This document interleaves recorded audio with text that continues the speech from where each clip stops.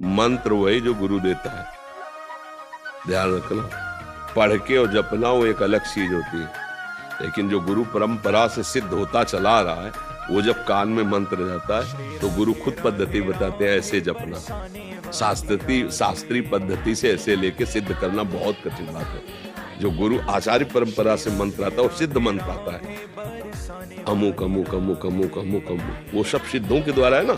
उसका साक्षात्कार किए हुए महापुरुषों से जब मिलता है, फिर हमको तो थोड़ा सा, जैसे चिंगारी है, थोड़ा पूछ रखो, वो आग ज्वाला बन गई। अब चिंगारी पैदा करने के लिए अरण्य मंथन करना, तो ये जो मंत्र है सब सच्चिदानंद में, पर गुरु प्रदत्त मंत्र। जब आप निष्ठा से भगवत मार्ग में चलोगे तो सबसे पहले भगवान की कृपा होगी, गुरु मिल जाएंगे।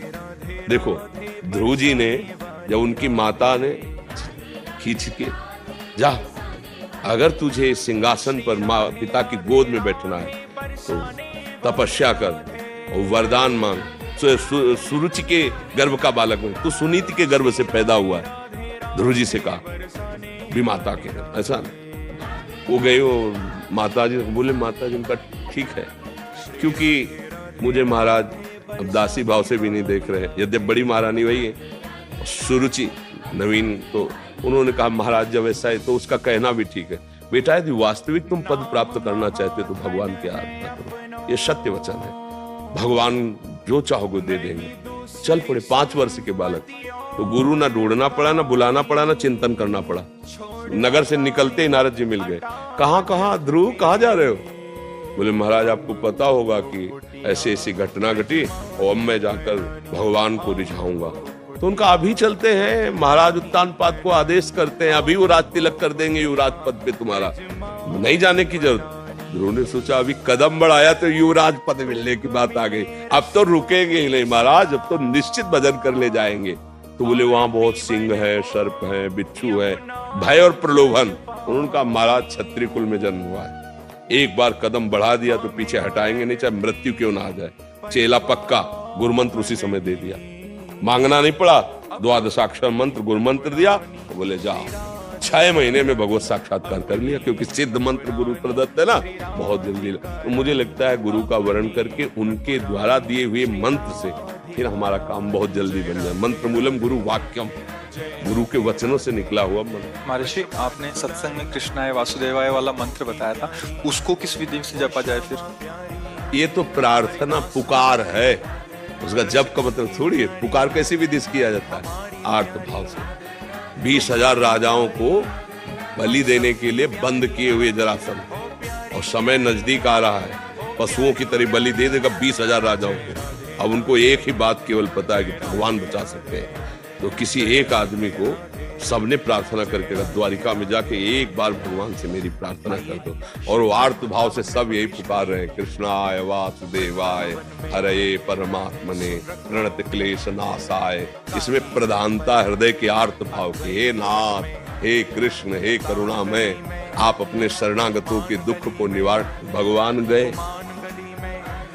फेंक दिया, चिरवाक फेंक दिया जरासंध को, और सब राजाओं को मुक्त करवा ले। तो ये मंत्र जो है दुख निवृत्ति के लिए सिद्ध मंत्र है, पर थोड़ा जैसे सोचा जैसे अपवित्र, ऐसा मंत्र वैदिक मंत्र ही तो है ना, तो थोड़ा पवित्र होके, पर इसमें प्रधानता आर्त भाव की है कि अब आपके सिवा कोई हमारा नहीं जो दुख निवारण कर सके, और अंदर से पूरा बड़ा चमत्कारिक है। ये भी बात समझ लो, कृष्णाय वासुदेवाय हरे परमात्मने प्रणत क्लेश नाशाय, ये सिद्ध मंत्र है। ये भागवत का निरंतर भगवान का स्मरण करो तो दुख निवृत्ति के लिए याचना नहीं करनी पड़ेगी।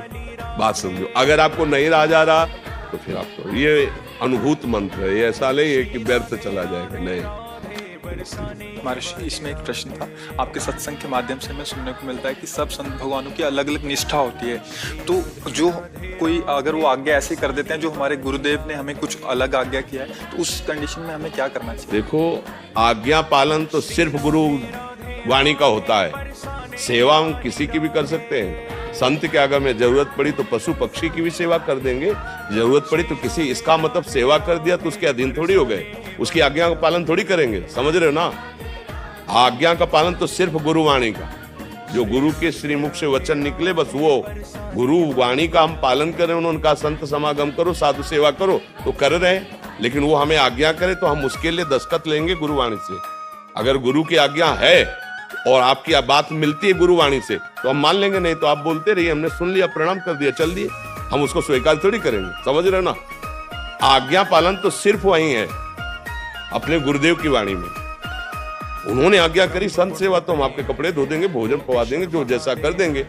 और अगर संत है तो चाहे जिस निष्ठा का हो, तुम्हारे अंदर भाव वही प्रकट होगा जो गुरुवाणी में लिखा है। संत की ही वाणी तुमको वहां प्रकाशित करके वहां पहुंचा देगी जो गुरु कह रहे हैं। अब देख लो, हमने तो देखा है अन्य उपासना वाले महापुरुषों के जब समीप गए, उनके चरणों में पड़े, तो हमारे इष्ट की भक्ति बढ़ी है, हमारे गुरु चरणों में प्रेम बढ़ा है। ऐसा नहीं हुआ है कि उनके पास जाने से हमारे गुरु चरणों में प्रेम, हमें और गुरु प्रेम बढ़ा है।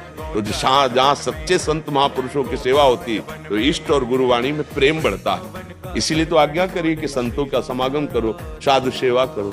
तो इसका मतलब नहीं कि अगर हमारी सिद्धांत पद्धति से विरुद्ध कोई आचरण करे तब तो फिर मानना ही नहीं है ना। हमारे केवल आज्ञा है, भूखा है तो भोजन दे दीजिए, जरूरत है तो शरीर सेवा कर दीजिए, वो भी ढूंढ के नहीं करना। जहां हमें गुरु प्रसाद से पहुंचा दिया गया या वो हमारे समीप आ गए तो, नहीं तो हम अपने गुरु के द्वारा दिए हुए नाम मंत्र वाणी और उनके आदेशानुसार चल रहे हैं, हमें किसी की जरूरत नहीं। बात समझ लीजिए, हमारे समीप कोई आ गया है तो अगर भूखा है या वस्त्र है या औषधि है तो हम सेवा कर देते हैं। और अगर आज्ञा कोई ऐसा करता है जो हमारे सिद्धांत के विपरीत है, हम सुनते ही नहीं।